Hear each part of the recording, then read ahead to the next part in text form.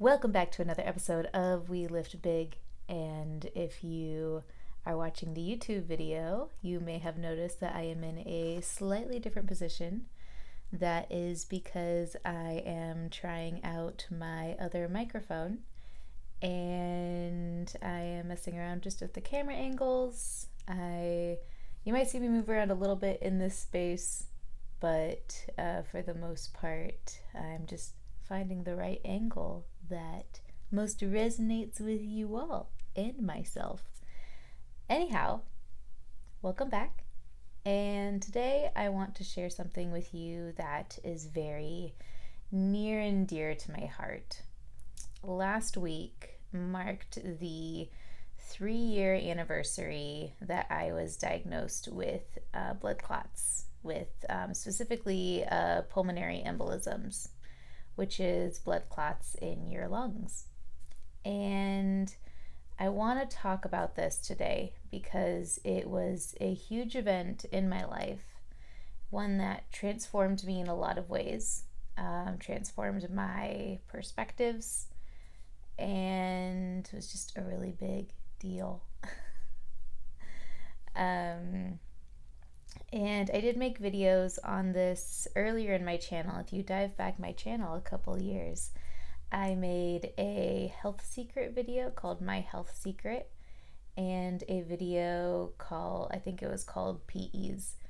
And that I was talking about those things. I made those videos when I first was dealing with being diagnosed, and so I would recommend, if you want to hear my perspective on things from a couple years back when it was actually happening, those are really good videos to look for. And also they have some links and important sources. The PE video specifically has some links and resources that I'm actually also going to post on under this video in the comments below. And in fact, I think I'll link those videos in the comments below as well, just so that if you want to see 23-year-old me,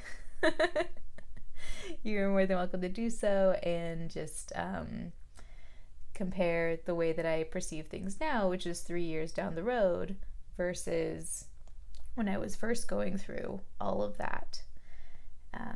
Anyhow, I want people to leave this podcast being more informed about what causes blood clots, how to recognize symptoms especially, and what you can do to prevent clots, how to manage yourself and your energy levels when you're diagnosed.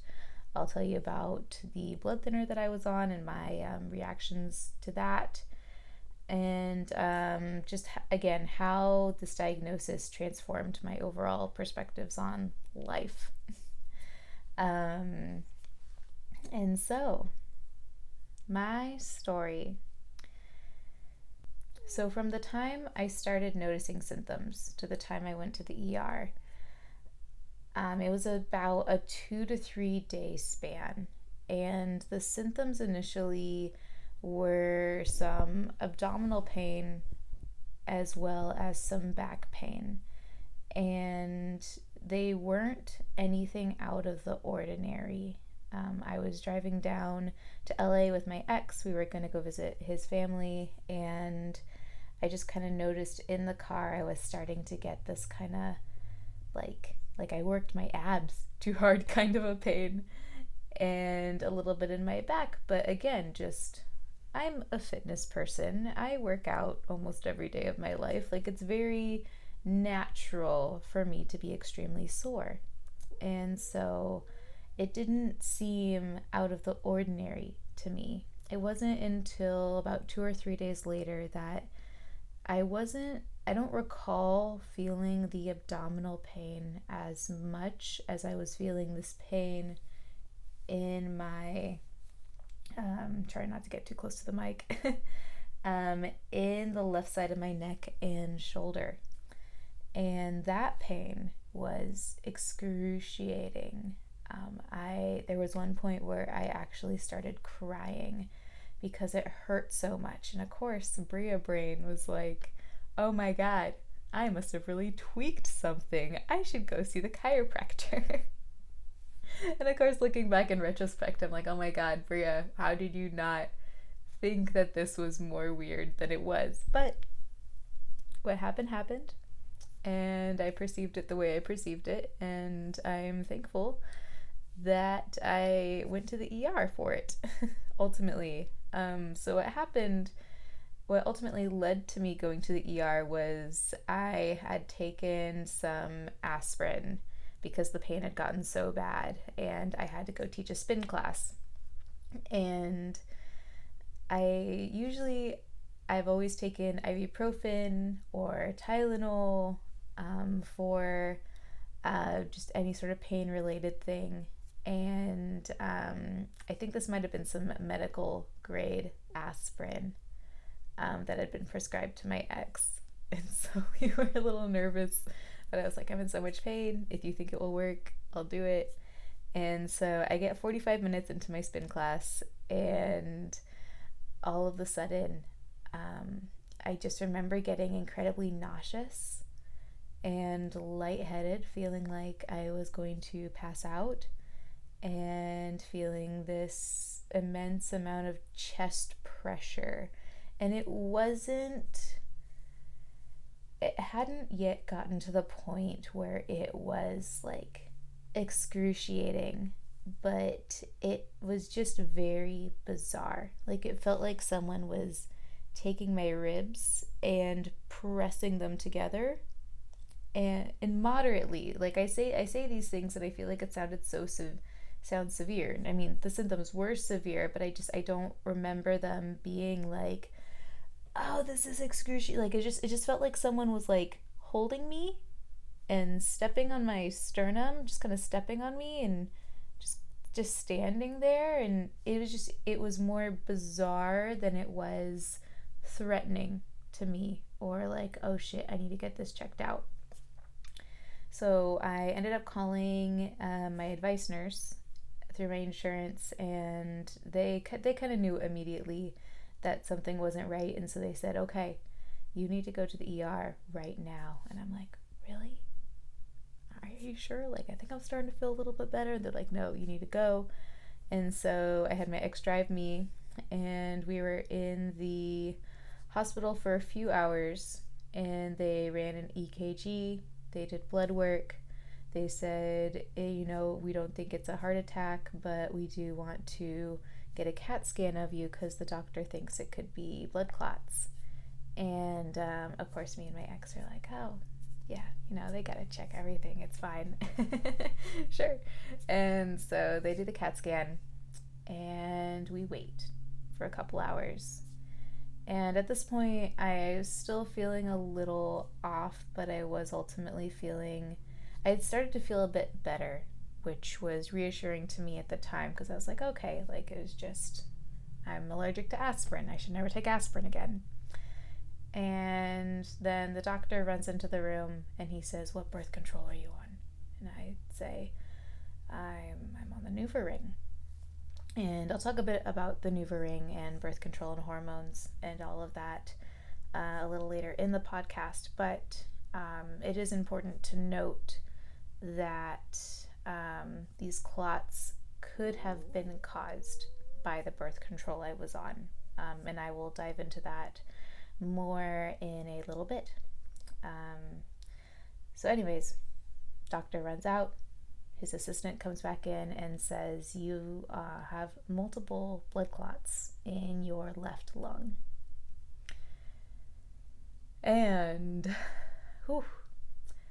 it was, I think I immediately went into shock. I just remember trying to stay so strong, like just like my face was very like I laugh about it now, but I was trying to be so stoic in the moment of like, okay, I don't know what this means, I don't know what this is, they're telling me it's life-threatening, okay, oh shit. And I just had these tears streaming down my face at this point. and I'm just trying to keep this very serious face. Again, I laugh about it now, but it was it was terrifying. And it didn't fully kick in for a few days, just what having that kind of diagnosis meant. Like, all I really knew was, okay, there's blood clots in my lungs. They're going to give me this medicine called Eliquis. If I think I am having a heart attack or stroke, or I just have any new symptoms at all, I need to go to the hospital immediately because I could die. Wow. So I just graduated college, guys.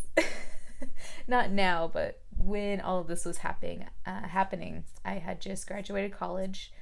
I had just gotten back from France, attending the Cannes Film Festival. And then immediately, like 2 weeks after getting back from all that, I am diagnosed with blood clots. And they put me on Eliquis, which is a blood thinner, and I get sent home. And I just remember feeling so, like, that's when the symptoms really started to show themselves. Everything was just hard to do. Or not that it was hard, but it just required effort, and I would easily fatigue. One of the things the doctor had recommended was, you really can't move that much at all. You need to rest a lot, but you have to be moving enough to not let your blood pool for an extended period of time. And so it was this kind of paradoxical, like, don't move, but also move. Like, you need to move enough to keep your blood flowing so it doesn't pool anywhere and potentially cause more clots. And so I'm like, oh shit, okay. And so every 45 minutes, and I think I still have this little sheet somewhere, but me and my ex wrote this little sheet of little exercises I would do. And so I would set a timer for every 45 minutes, and I'd be laying on the bed or just on my computer, and every 45 minutes I would stand up, do some little step jumping jacks, do some arm circles, some leg swings, and then I would lay down again or sit down again. And that would wind me. Like, that's the crazy part. 2 to 3 days after getting sent home from the ER for the first time, and getting used to the Eliquis in my body, my chest just starts to cramp up again. I'm taken by ambulance to the hospital again, and that time I'm kept overnight because my heart was, something in my heart was elevated that should not be elevated. And the reason I mentioned this part of the story is just because it pertains a little bit to how my life perspective, I'll call it, was shifting at this point. Like, there was the initial hit of like, oh, I have this potentially life-threatening diagnosis, to, oh, this is real. So that's kind of the summary of the beginning of my story. And this is a whole, I was on blood thinners for 6 months, and during that time, I had a couple more visits to the ER. I was not good at taking it easy. And but to kind of move on from all of that, just so this podcast is not too long, I want to talk about what things the doctor ultimately concluded may have caused my blood clots. One of those being the birth control that I was on. And I'm going to be posting links to my resources down below. Most birth controls are a mixture of estrogen and progesterone. For example, the NuvaRing, which uses both estrogen and progesterone to trick your body into thinking that it's pregnant. And then the birth control that I am actually currently on, called the Skyla, which is an IUD, is progesterone only. Ever since my diagnosis, I can never be on any sort of estrogen birth control again. Ever. It's just not safe for me because it's what is believed to have caused my clots in the first place. if you look into the NuvaRing website, the link that I post, it talks about how, again, birth control is designed to trick the body into thinking it's pregnant. The downside of this, with the elevated estrogen that's in your body, you just have a higher chance of developing clots, and that's something that I think is extremely important for women to know. If you are on birth control, you may have a higher chance of getting blood clots. Obviously, I'm still on a birth control, one that was safely recommended to me by my doctor, and so I'm not saying that people shouldn't take birth control. I think that it has very real value, but I do think that people need to fully understand what the side effects are. And just any medication that you take, you need to know the side effects of what you are taking. Because, I mean, I had no idea. I was just like, oh, okay, cool, birth control. Like, I won't get pregnant. Or, like, my period's regulated. Like, thank God. And it's not that you don't think it can't happen to you, it's just you just need to know. Like, you need to know these things. The other thing that the doctor think may have could have played a factor in me developing clots was, again, as I said, I had just gotten back from France, and the flight from LA to Rome to France, which is the route that I took, it's easily 12, 16, I could have been on a plane for close to 24 hours in like a 2-day time span. And with that is a lot of sitting. And so if you are someone who flies a lot or is on a long flight, this is something that you should consider. So obviously you're sitting for hours and hours and hours, and I want to bring this into just in general. Like, if you have a job where you are sitting for hours, or you're a driver and you're sitting for hours, or you fly and you're there for hours, flying is a little bit different in that the gravity and the pressure is different than what I guess it would normally be in your daily life in the world, and that does have an effect on how your blood pools and sits. And so for myself, when I fly now, I have to wear compression socks. I wear compression socks, and I try to get up about every hour. And if you again, if you're someone who goes on long flights, like, this is something I recommend. Like, get some sort of compression socks or sleeves, or I mean mainly socks, and make sure that you're moving around. And if you're at a higher risk of certain medical conditions like I am now, then make sure that you have all the proper gear. Like, I'll take aspirin with me when I fly, and I'll take some low dose aspirin in condition to the compression socks, just because. But just to kind of sum up everything that I've said so far, know the side effects of your medication. If you are on birth control, know the side effects of your medication if you're going to take it. And when you're traveling long distances and you may be sitting for a long period of time, remember to take breaks and take precautions if needed, which is either compression socks, aspirin, just whatever. Talk to your doctor, talk to a healthcare professional, see what they recommend if you're nervous.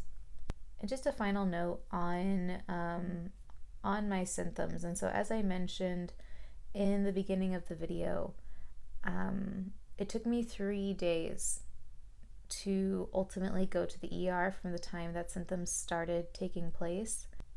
If you are experiencing any sort of symptoms that are prolonged, do not ignore them. If you experience anything, I mean, for me, it was 3 days and these symptoms were not going away, and they were fairly consistent. My ex convinced me that we should go, and I didn't want to be a burden. Like, I didn't want to be a burden. Like, ladies, guys, whoever, like, if you have prolonged symptoms, if you have chronic symptoms of something, get it addressed.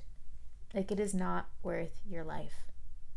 It is not worth your life to just, okay, maybe if I wait a little bit longer, like, these will go away. Like, if I had done that, I might not be here. Honestly, if I had pushed it off any longer, I might not be here. And that's scary. That scares me. I am so thankful I went when I did. I am so thankful that I went to the hospital when I did, because it saved my life. And I'm just so incredibly grateful for the doctors who cared for me, my family, my ex, just incredible supportive people during that time, because it was honestly an incredibly stressful time for everyone, not just myself. And my roommates at the time, just thank you.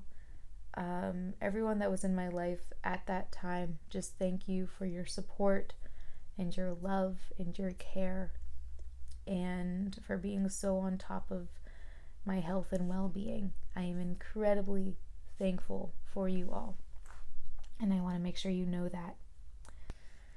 Diving into perspective, and so, I mean, I was never someone who was like, YOLO, like, I'm invincible. Like, I never really perceived myself as being this invincible person. I perceived myself as being an incredible person, but not invincible. And but at the same time, it's not that I didn't. Like, I feel like when you're young, I mean, I was 23 at the time, it's like, oh, you're young, like, life is exciting, and life should always be exciting, but life is especially exciting, especially, again, having just graduated college. And then I just kind of realized, when I was first diagnosed, I had this moment of, oh, this might be it. Well, I guess I've had a pretty good life. I mean, I'm engaged. I was engaged at the time. I finished college. I've got to act in some films. Like, I work a good job. Like, okay, like, if this had to be it, my life's been pretty good. And I almost get emotional thinking about it right now. It was a very real moment for me. Getting diagnosed with blood clots just, again, was the first time I really had to ask the question, am I happy? Am I happy with everything I've done with my life so far? And is there anything that I still want to do that I've been too afraid to do? And if I want it to be something that happens in my life, I better get on it. With that being said, thank you so much for listening and for being with me all the way up to the end. If you've joined me all the way up to the end, just thank you for listening to my story and my 3-year reflection on my diagnosis. Again, I don't have blood clots now. We're safe. My heart's healthy. My lungs are healthy. And I'm healthy. But, of course, the effect that it's had on me is something that will be lifelong. And I wouldn't have it any other way, because it encourages me to be brave and to be present and just always be thankful for everything in my life, including life itself and the ability to breathe. Breathing is important. And so, again, just thank you. I love you guys, and we'll talk in a few days. Gotta answer some of y'all fitness questions now, don't I? Have a good one.